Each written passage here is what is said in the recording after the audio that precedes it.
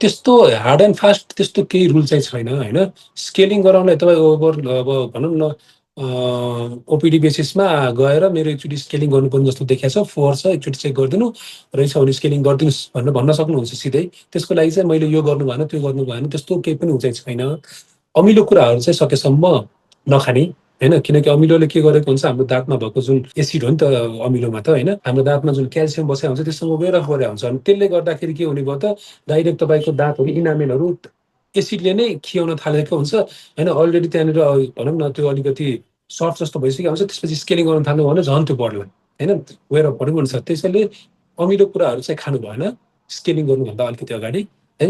After अब treatment गरिसकेपछि scaling सकिसकेपछि पनि होइन, अब तपाईँले नर्मली के भइरहेको हुन्छ कति केसेसहरूमा चाहिँ ब्लिडिङहरू भइरहेको हुन्छ कि मुखमा होइन। कतिले त अब स्केलिङ गराउन आउने बेलामा गिजा सुन्नेको छ, मेरो ब्लिडिङ के भन्छ के गर्ने हो भनेर भन्नुहुन्छ, सुन्नेको गिजाबाट ब्लिडिङ हुन्छ। हामी स्केलिङ गर्दाखेरि पनि ब्लिडिङ स्टार्ट हुन्छ, हेल्दी गिजामा ब्लिडिङ हुँदैन प्रायः होइन। भनेर चाहिँ हामीले अब स्केलिङ गर्दाखेरि ब्लिडिङ भएको मुखमा होइन, अब ब्लिडिङ भएको छ तपाईँ अहिले नै गएर तातो कुरा खाइदिनु भयो भने त त्यहाँ जुन जमेको रगत छ त्यो त पग्लिने भयो। अनि फेरि त्यो पग्लेको रगत निस्किसक्छ अनि फेरि फ्रेस ब्लिडिङ स्टार्ट हुन थाल्छ।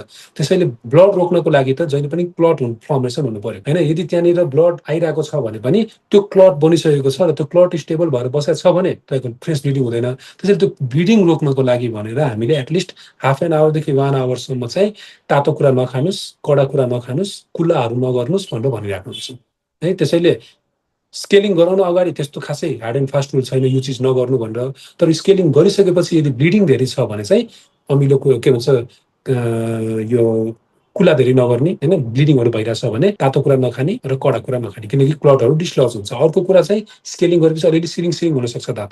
त्यसैले अब जे कुराले सिरिङ सिरिङ गर्छ, कतिले अब तातो कुराले खाँदाखेरि गर्ला अथवा चिसोले गर्दा, कतिले अमिलोले गर्ला, जुन कुराले गर्दा चाहिँ त्यो चिज चाहिँ नगर्नु भन्दा हुन्छ।